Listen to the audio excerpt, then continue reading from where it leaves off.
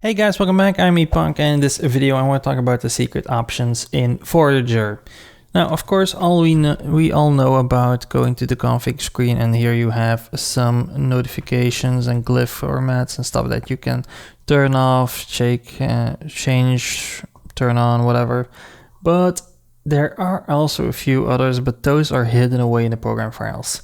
Now, because we need to enter the program files, this trick only works for PC. Doesn't really matter which operating system, Windows, Mac or Linux, it all works, but it just only works on PC.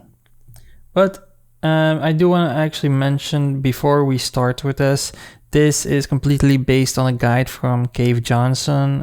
That's a Steam user's name that was great enough to make this little guide on Steam, and I will leave a link to his guide in the description down below. But I just really wanted to mention it, make a video on it, just to maybe I can fill in some blanks, help you out, and just point you in the right direction.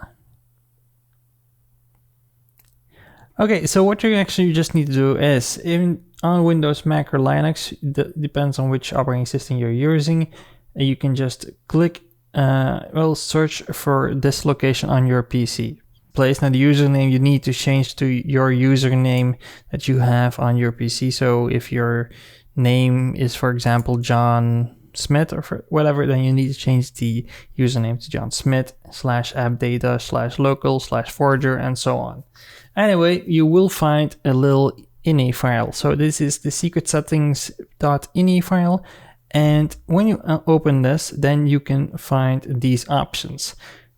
Now, on the guide of the Cave Johnson, there you have a little description for each what each setting actually does. So, for example, the rainbows forever setting, that will actually just activate the rainbow effect. So that will mean, for example, when you give a bottled rainbow to an animal or to anyone actually, they just start changing color drastically, like in some kind of wave. Well, this will do that for everything permanently. So just before you do that, be careful because it's permanently. I'm Not a Monster will remove the need to kill the beats when you encounter them on your island. Invulnerable bridges just means actually the bridges that you can build between islands from wood. You can't destroy them anymore, so that is always nice. Invulnerable animals, in case you really love the animals. Number abbreviations is typically turned on, so that is just mainly to, well, honestly, if you want to see the complete numbers, if you're some kind of accountant in Forager, why not? Now, baby droids and over here the generic droids, I do prefer to use those in my case, because honestly, the baby droids actually makes all the droids a lot smaller, and the generic droids actually just doing the very ordinary droid pixel version. And honestly, I really like that because I do think the droids are kind of like a mess at certain points. The annoying pickaxe actually just changes your pickaxe sounds to something funny / annoying, depends on your mood, I assume. Transparent buildings makes all buildings and structures transparent all the time.